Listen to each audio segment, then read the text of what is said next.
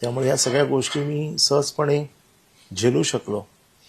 आता तर ठाकरे कुटुंबियांची डबल पॉवर ही मुंबईत पाहायला मिळतीये. सध्या ठाकरे बंधू एकत्र आल्यानंतर उद्या मात्र जी शिवतीर्थावर सभा होणार आहे त्या सभेविषयी प्रचंड उत्सुकता आहे. आतापासूनच या सभेची चर्चा सुरू झालेली आहे. सत्ताधारी याविषयी जोरदार वक्तव्य करताना दिसत आहेत. नुकतंच आता नितेश राणेंनी असं विधान केलंय की निवडणूक ही कोणत्या पातळीवर आली आहे.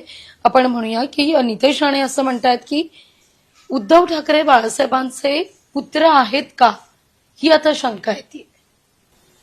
काय वाईट वाटतं की अशा प्रकारच्या निवडणुकीमध्ये इतक्या खालच्या दर्जाला जाणं हे भारतीय जनता पक्षाला मान्य आहे का. नितेश राणेच्या बद्दल मी बोलूच इच्छित नाही, कारण ते बोलण्याच्या पलीकडचं आहे. परंतु भारतीय जनता पक्ष ज्या वेळेला असं म्हणतो की आम्ही द पार्टी विथ डिफरन्स किंवा आम्ही फार सोज्वळ आहोत, एखाद्याच्या बद्दल असं बोलणं, उद्या जर आम्ही एखाद्याच्या बद्दल असं बोललो तर भारतीय जनता पक्षाला किती वाईट वाटेल. कसं आहे, कोणाच्याही कॅरेक्टरबद्दल किंवा कोणाच्याही वैयक्तिक गोष्टीबद्दल किंवा कोणाच्याही बद्दल असे घाणेरडे विचार मांडणं हे राजकीय संस्कृतीत बसत नाही.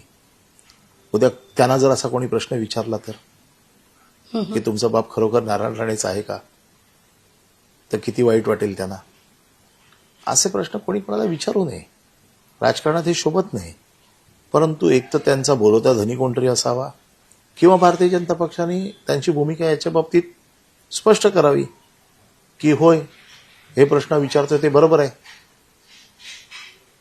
परंतु मला असं वाटतं की भारतीय जनता पक्षाची ही भूमिका, त्याच्या बाबतीतली जी काही वक्तव्य करतोय ही भारतीय जनता पक्षाची वक्तव्य आहेत की नितेश राणेची वक्तव्य आहेत. चर्चा अशीच सुरू राहणार आहे.